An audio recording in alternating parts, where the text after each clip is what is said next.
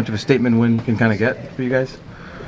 No, I don't know. We're not trying to get statement wins. We're just trying to get wins and win as many as we can. We think we can play against anyone, when we're at our best, and I think we showed that tonight.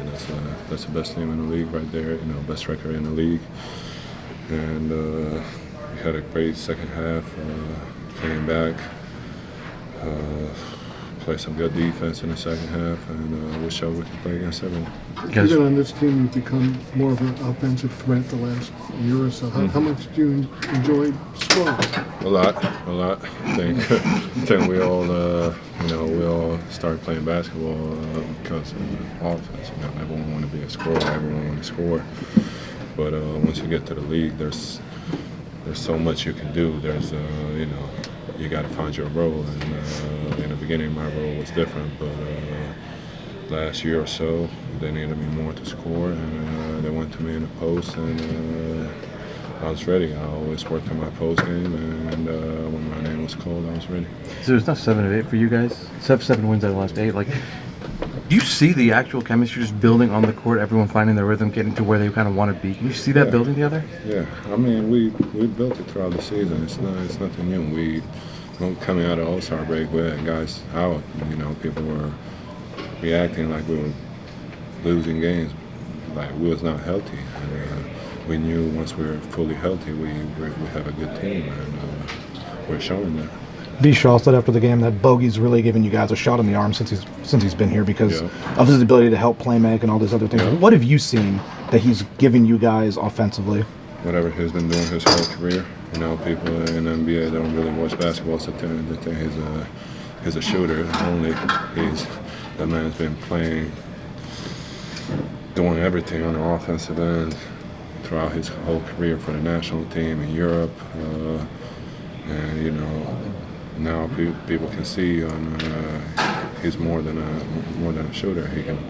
He's a great pick and roll player. He's very smart. His IQ off the charts, and he works really hard. So he's a really good addition to our team. They came in with the best record, top team in the league. You beat them. I mean, how good are they? I mean, their record says everything. It's not easy winning. Being 16 something, whatever. That's really hard. That's really hard to be that good consistently throughout the NBA season, and that's a really good team over there. So, but we need every win we can get. We're desperate, and we find a way to get that one. You haven't played them before. What was it like to adjust to a team with 2 rim protectors, J.A. and Evan, and still put 28 and 20 on? I mean, they don't really play much together. They start together, but they stagger them. So it's really first 6 minutes of the first and third, and maybe in the end of the game. But it's pretty much one of them is on the floor at all times.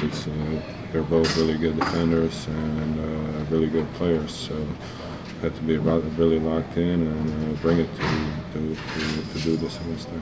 When some of your biggest games this season have come against really elite bigs like AD, Wemby, Jaren, and of course tonight against Mobley. What do you think that says about the level that you've gotten to this season? I think I can, this league, I can feel like I can go head to head with the best of them, and I'm glad the team is giving me an opportunity and chance to prove that on a nightly basis. And it feels good, man. I'm a competitor, and when I see those guys, all-stars, defensive players of the year, guys who've been doing it for a long time, it's a challenge for me. So I try to bring my best game. So this isn't to say that you weren't comfortable before, but has Bogey's addition added something to you as far as a comfortability standpoint of having him here? I think so. Speaking the same language, it really helps, especially on the floor, and just kind of he gives me a lot of confidence. I try to give return the favor to him and push him to be aggressive, and he's doing the same to me. And we got a little chemistry in pick and roll. We're playing off of each other, reading the game, and it's really easy. So I would say him coming here, it did something for me. What's it like sharing a birthday with someone like Chris? It's great. We've been talking about it for weeks. We found out like a month ago that we have the same birthday. And ever since then, we circled this game. We're like, we got to get that one. See, when It's you our birthday, we got to get that one. So what are you going to do to celebrate?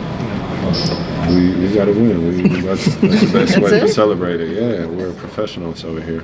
when you look at who you were when you first came to this team, and you're the longest tenured guy on this team now, and especially when you see like they're going to you in the fourth quarter when you were getting a lot of the clutch baskets when the team really needed points. How have you seen yourself evolve from when you first came onto this team to now, just mentally or your game or just overall? It's different. I was like 21, just turning 22 when I got here, and I didn't know much about basketball. I don't know. I didn't know half of the stuff I know now, and just playing with some guys who really pushed me a lot, who I learned from a lot, really helped me and made me into the player I am today. So I'm really thankful for all the guys I shared the locker room with, all the great coaches, all the great players, and I'm enjoying playing basketball right now.